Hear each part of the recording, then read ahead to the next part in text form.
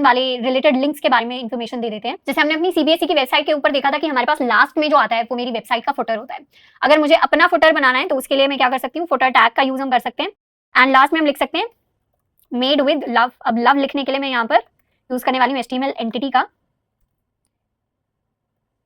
तो इस तरीके से 3 सेक्शन मेरे पास हो गए। ये मेरा हेडर है वेबसाइट का, ये मेरा मेन कंटेंट है, ये मेरे वेबसाइट का फुटर है जो यूजुअली वेब पेज के बिल्कुल लास्ट में आता है।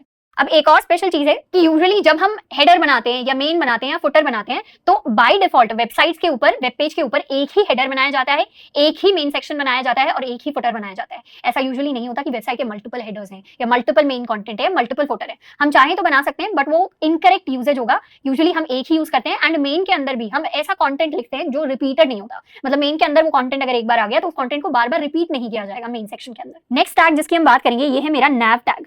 nav टैग का यूज होता है नेविगेशन के लिए, यानी अगर मुझे अपने करंट वेब पेज से किसी और वेब पेज पर लिंक करना है, किसी रिलेटेड इन्फॉर्मेशन की तरफ लिंक करना है तो मैं उसके लिए यूजुअली यूज करती हूँ अपने nav टैग का। इसको समझने के लिए हम क्या करेंगे, एवेंजर्स वाला जो मेरा विकिपीडिया वेब पेज था इस पर चीजें कुछ इंस्पेक्ट करने वाले हैं। इंस्पेक्ट करने से पहले जैसे मुझे मेरा पूरा का पूरा वेब पेज दिख रहा है, अब इस वेब पेज के लेफ्ट में कुछ कुछ ऐसी चीजें हैं जो मुझे दूसरे पेज पर लेकर जाएंगी। यानी मुझे अगर कास्ट के बारे में पढ़ना है कि एक्टर्स कौन कौन थे फिल्म के अंदर तो यहाँ पर मैं कास्ट वाले सेक्शन में चली जाऊंगी। अगर मुझे जानना है म्यूजिक कैसा यूज हुआ था तो मैं इस सेक्शन में चले जाऊंगी।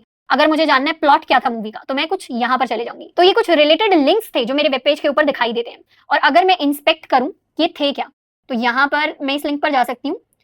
ये सारे के सारे लिंक्स को अगर इंस्पेक्ट किया जाए तो मुझे पता चलेगा कि ये सारे के सारे मेरे nav टैग के अंदर लिखे हुए हैं। nav यानी नेविगेशन, नेविगेशन यानी किसी चीज की तरफ चलकर जाना। तो ऐसे कुछ चीजें अगर मुझे साथ के साथ ग्रुप करके दी होती हैं जिसकी मदद से मैं किसी सेक्शन पर पहुंच रही हूँ या किसी और वेब पेज पर पहुंच रही हूँ या किसी और वेबसाइट पर पहुंच रही हूँ तो उनको यूजुअली हम nav टैग के अंदर लिखते हैं।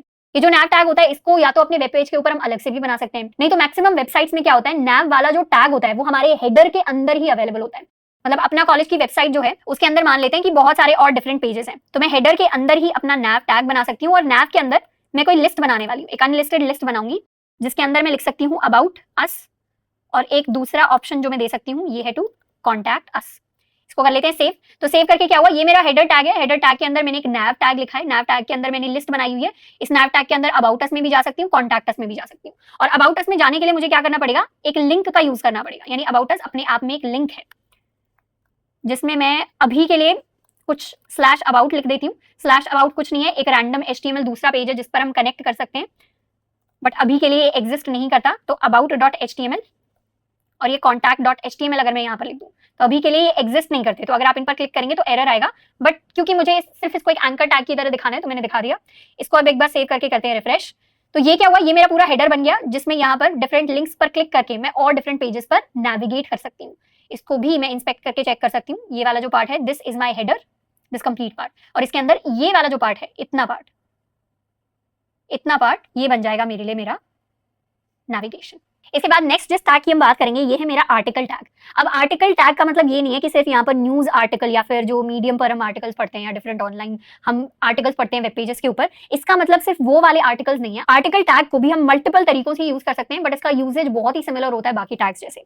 नेक्स्ट टैग जिसकी हम बात कर सकते हैं ये मेरा सेक्शन टैग। सेक्शन टैग को यूज किया जाता है to group together related content. यानी जो भी हमारा रिलेटेड कंटेंट होता है, बेसिकली जो काम डिव हमारे लिए करके देता था, जो काम स्पैन हमारे लिए करके देता था, वही सिमिलर काम मेरे सेक्शन टैग का होता है। बट क्योंकि इसका नाम सेक्शन है तो इससे मार्कअप पता चल जाता है, इससे मीनिंग पता चल जाता है मुझे कंटेंट का। तो सेक्शन के अंदर सारा का सारा मेरा रिलेटेड कंटेंट फिट इन करता है। एंड इसके अलावा एक और टैग होता है मेरे पास असाइड टैग। असाइड टैग का काम होता है सारे के सारे रिलेटेड लिंक्स के साथ या रिलेटेड कंटेंट के साथ मुझे लिंक करवाना।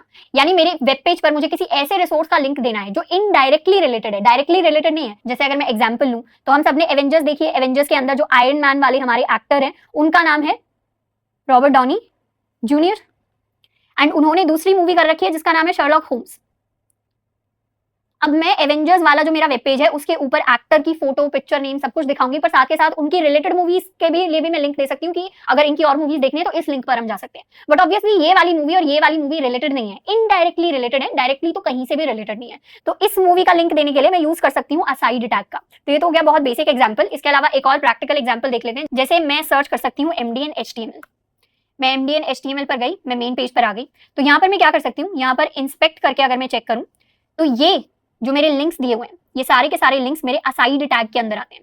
साइड बार में HTML है क्योंकि, और HTML से रिलेटेड मेरे HTML basics, introduction to HTML, multimedia embedding, ये सारे के सारे मेरे रिलेटेड टॉपिक्स हैं जिन पर मैं जा सकती हूँ। पर क्योंकि ये इनडायरेक्टली रिलेटेड टॉपिक्स हैं तो इन सब के लिंक मैं एक असाइड टैग के अंदर लिखती हूँ ताकि मेरे ब्राउजर को पता चले कि ये मेन कंटेंट नहीं है इस वेबसाइट का, मतलब ये जो पेज है इसका मेन कंटेंट HTML से रिलेटेड है, ये जो रिलेटेड लिंक्स हैं जो गिटहब पर मुझे लेकर जा रहे हैं उससे रिलेटेड मेन कंटेंट नहीं है, ताकि ब्राउजर जब एनालाइज करे तो उसे पता चले कि वेब पेज के ऊपर मेन कंटेंट कौन सा है और इनडायरेक्टली रिलेटेड अलग टाइप का कंटेंट कौन कौन सा है। तो इस तरीके